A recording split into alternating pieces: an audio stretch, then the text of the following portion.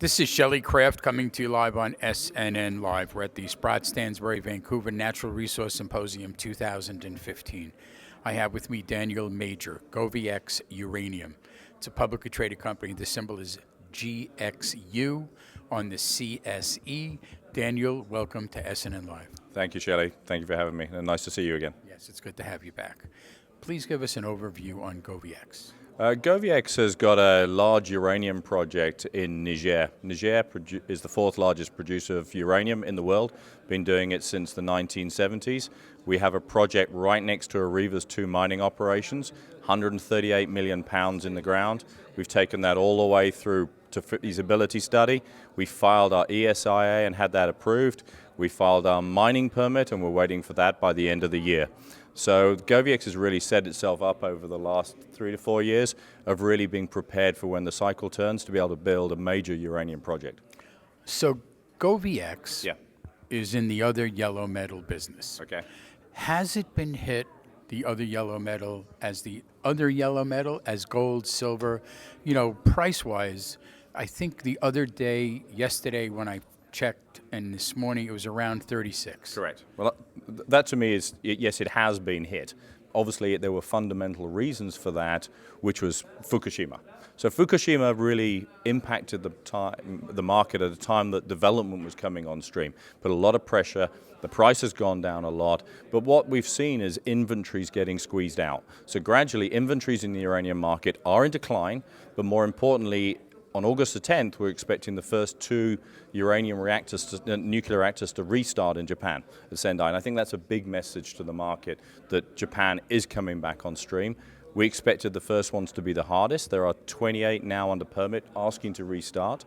The other big changes in this year is China's recommitment to its phase 3. It's rebuilding, it's buying inventory, it's showing it's going to build another 100 reactors. In this year as well, you've had a very sharp change from India, who've been somewhat of a laggard, but have come out and said that 20 to 25% of all their energy generation is going to be nuclear going forward. And they've now come out and said they're now buying inventory to be able to make sure that they can provide that. So you've had some big messages from Japan, who said 20% commitment, China want a 20% commitment, India want a 20% commitment on energy. They all have to have nuclear uranium. Interestingly enough, somewhere in the fine print in the news coming out of the Middle East is the fact that oil producers are actually looking at uranium and starting nuclear plants. Oh, absolutely right. I think the one thing that everybody has realized is you have to have a balanced portfolio on energy. You cannot have all your eggs in one basket. And I think, you know, even in Europe where people want to go green, the sensible governments, like the British government, have come out and said, no, we have to have a balance. You can't have one thing or the other. Oil cannot rely solely on oil. You need to have the commitments of different energy sources. And I think you've seen that as well in Africa as well, where a lot of them are reliant on coal or on hydro, and they're saying, well, that's great, but we need a balance. We have to have reactors. That is the balance that we need. So it is becoming very much a global phenomenon.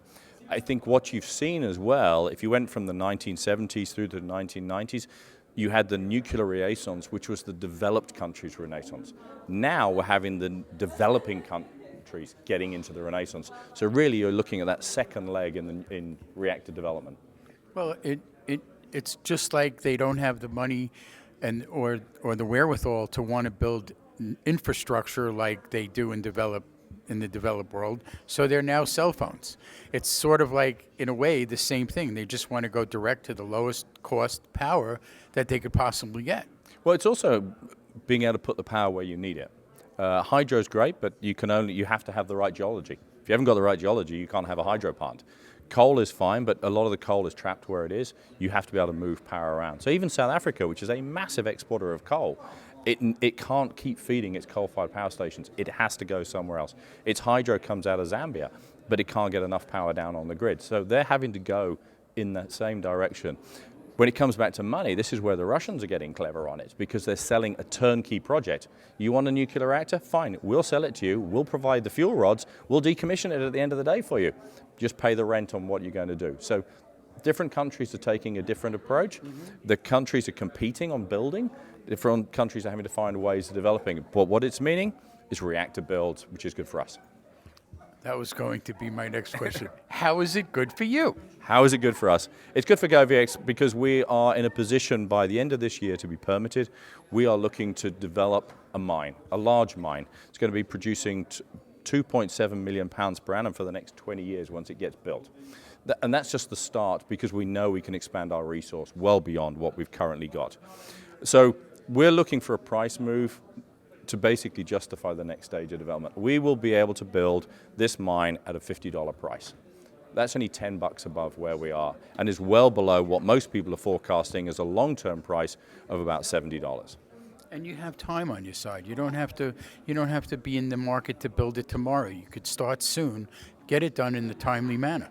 Well, absolutely right. And we have time on our hand insofar as we don't have to do a lot of drilling and exploring, proving up resources, because we have 110 million pounds of 138 is proven and probable already. So we've done that. We've done all the hard work of the technology. Once we get our mining permit, we have time because we have 2 years before we need to start construction. So we can go out, find the best partner to help fund the project and get this thing lined up. We can do more technical work if we require to refine it. When the market shows the right direction, we're ready to build. It's a 2-year build. So most analysts are sort of predicting 2019, 2020 for when the cycle's really going. Well, we can be built by then and benefiting of a rising price and going into it. What's your background? I'm a mining engineer by background. I spent time as an investment banker and analyst as well. I've worked So you're double trouble. I'm double trouble. I've worked all over the world. I've worked in Africa, I've worked in Russia, I've worked in South America, I've worked in Canada, I've worked in gold, chrome, platinum, copper, uranium, you name it. Molybdenum, and timber. So let's get your website out there for the folks. Yeah, it's www.goviex.com, and that is GOVIEX. Ladies and gentlemen, Daniel Major, GoviEx Uranium, publicly traded company GXU on the CSE. I'm Shelley Kraft. This is SNNLive, and we're coming to you live from the Sprott Stansberry Vancouver Natural Resource Symposium 2015. Daniel, thank you for coming. Thank you very much, and thank you for having me back again. You got it. Cheers. Anytime.